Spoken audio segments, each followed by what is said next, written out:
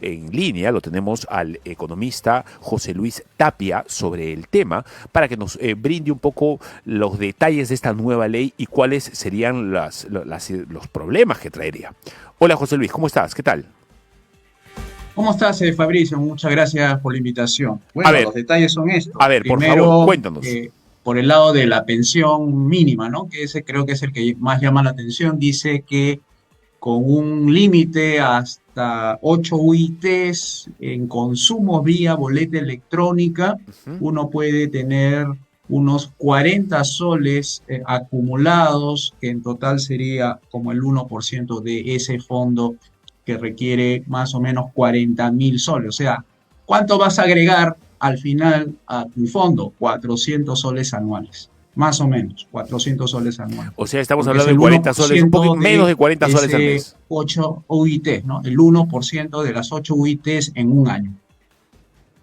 O sea, estamos hablando de 400 soles mensuales. Ahora, eso no quiere decir que todo lo que uno compre está con el IGB y el 1% incluido, no, sino que eso va a ser para todos aquellos que se tomen la molestia de dar su DNI y le digan Exacto, solamente eh, para compras por solamente recibos para por aquellos que, honorarios. así es, que referencian con su DNI. O sea, Perdón, todas las recibos compras, y no todas las electrónicos, ¿no? compras ya sabemos que son con boleta. Es decir, tengo que gastar 40.000 soles para poder tener al año 400 soles. Eso es lo que te están diciendo. Eso sí, Tienes que 400 comprar soles al año, 40.000 soles exactamente, en son boletas en de total. venta electrónicas para que te den 400 soles más a tus AFPs, lo cual significa 40, casi 40 soles mensuales. A ver, es una broma. A ver, Sí, no, eso, o es sea, una la burla en la novedad cara de todos es que nosotros. pudo haber sido más, ¿no? Si no le hubieran puesto ese límite. O sea, le han puesto pues 8 IT, entonces ahí el tema es quiénes se van a beneficiar. O sea, vas a tener que consumir pues 4.000 soles más o menos mensuales, ¿no? Para sumar a esos 48.000 en total. O sea que es muy, muy ilusorio pensar que con un IGB de 1% vas a tener ya tu fondo retirado. En Correcto. realidad esa es una novedad, pero no es, con eso no se soluciona el problema.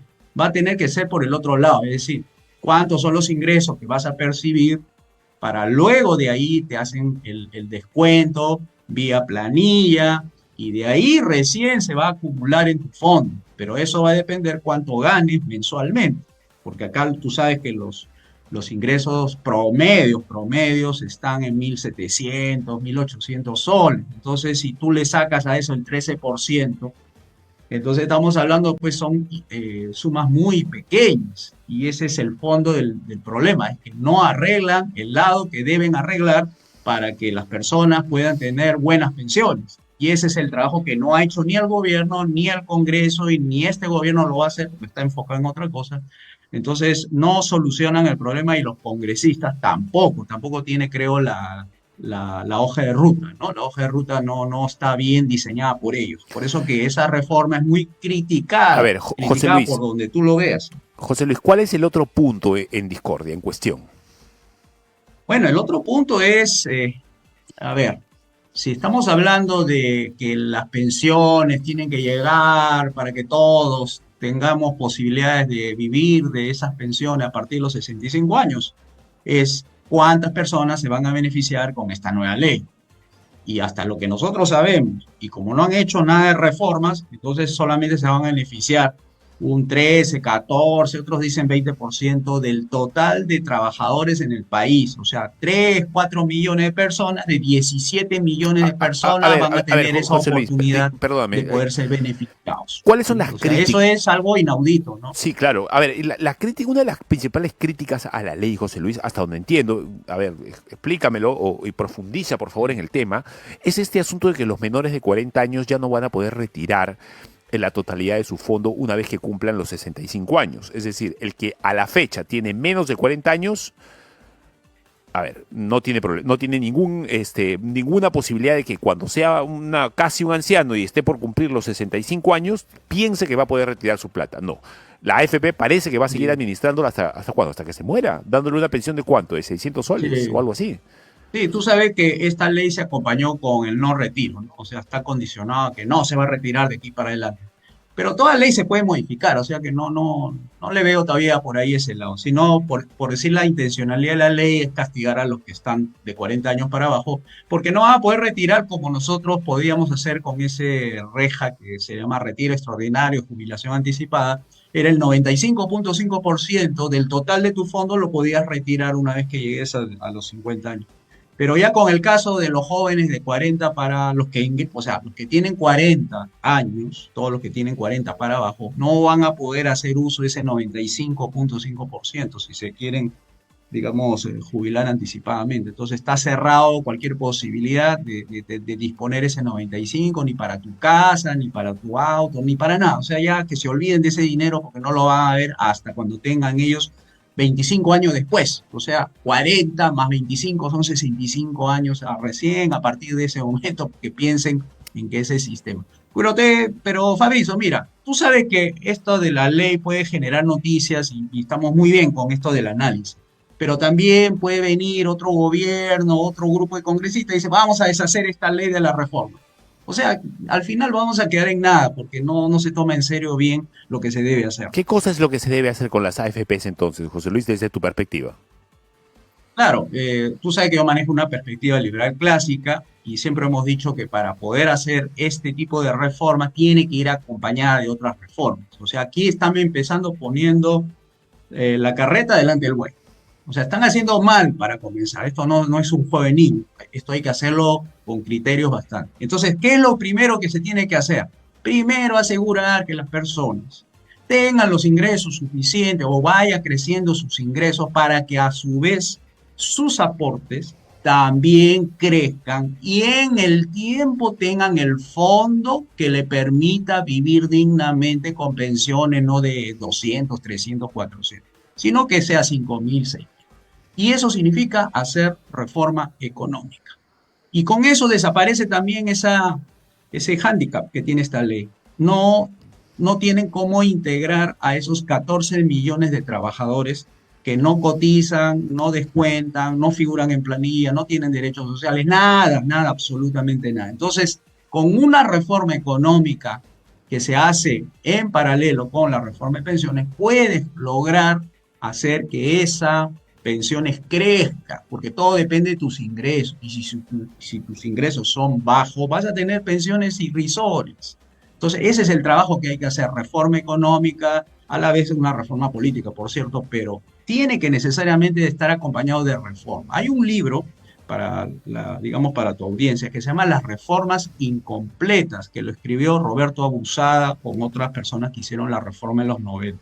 Y ellos han señalado que esas reformas que se hicieron en los 90 están incompletas, es decir, no se han terminado.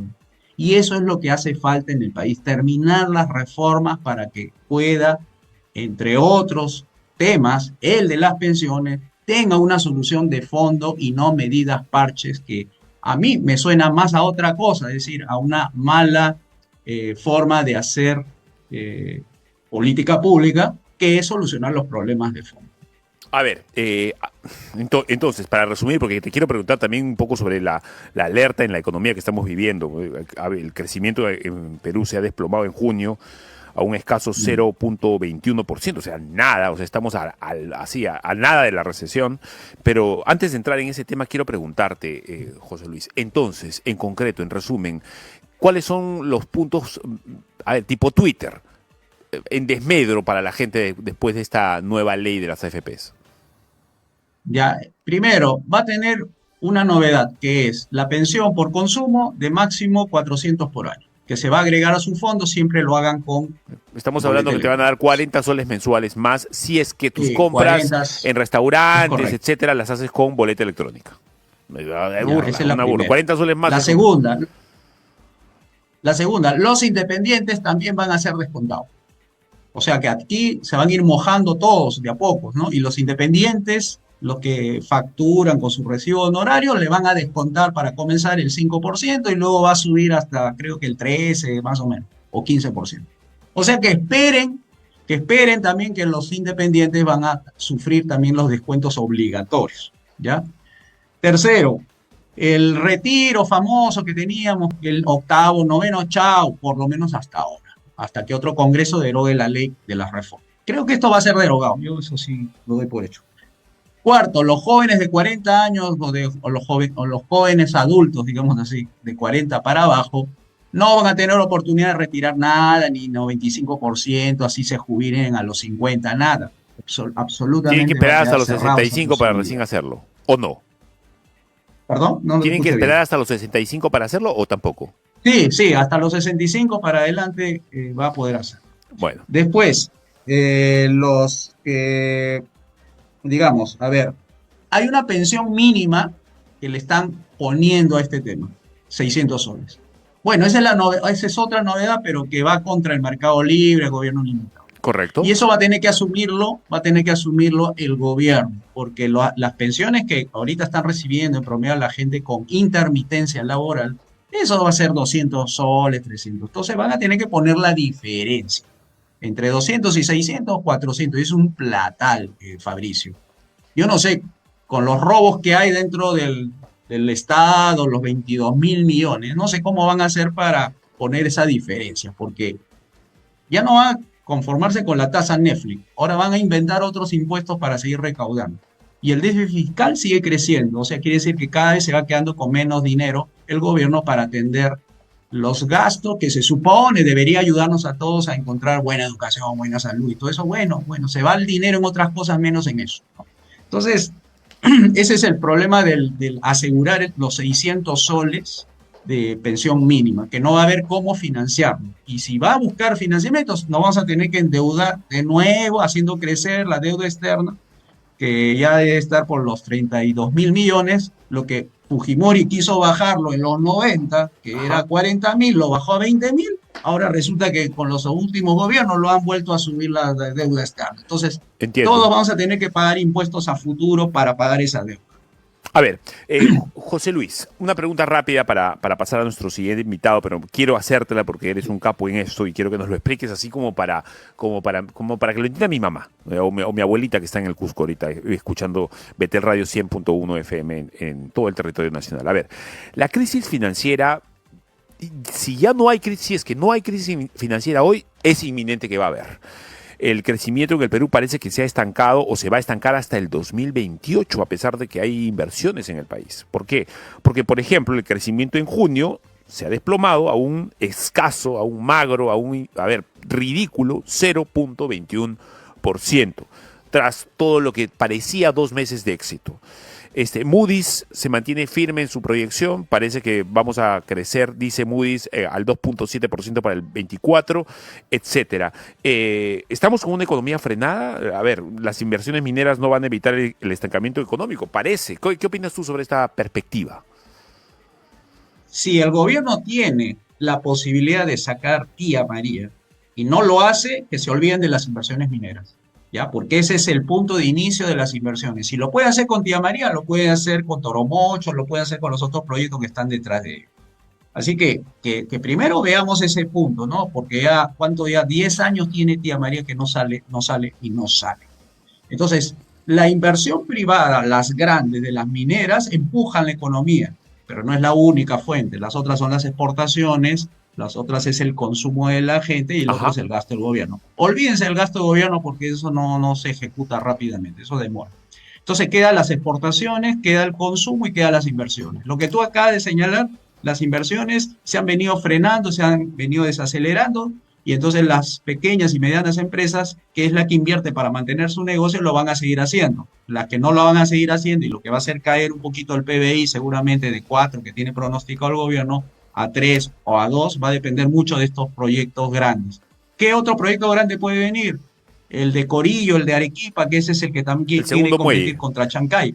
Bueno, puede ser, no sé, pero eso también va a depender mucho de cómo esté el ambiente político. Y como tú sabes, el próximo año va a espantar las inversiones porque va a haber campaña electoral previas a la del 2026. Así que van a estar desfilando candidatos asustando a las inversiones y eso va a desacelerar aún más por ese marco macroeconómico multianual que ha dicho el ministro José Arista, está sobreestimado. Quiere decir que lo ha hecho más para que no le digan que la regla fiscal que era de 2 o 3%, baje a 2.1 por esa sobreestimación de ese PBI que le va a hacer, según él, recaudar más. Entonces ya ha habido críticas de economistas que se les pregunta, ¿y usted cree que ese marco macroeconómico multianual está dimensionado? No, está sobredimensionado porque lo que quiere hacer es cumplir con la regla fiscal, porque si no, se le caen los indicadores de riesgo país.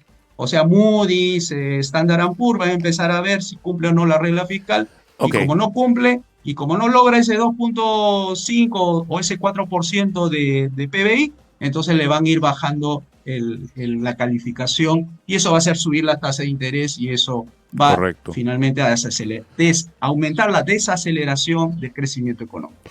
Muchas gracias, José Luis. Muy, muy amable por tus palabras y la manera tan fácil como haces para entenderlo. Gracias. De nada, chao.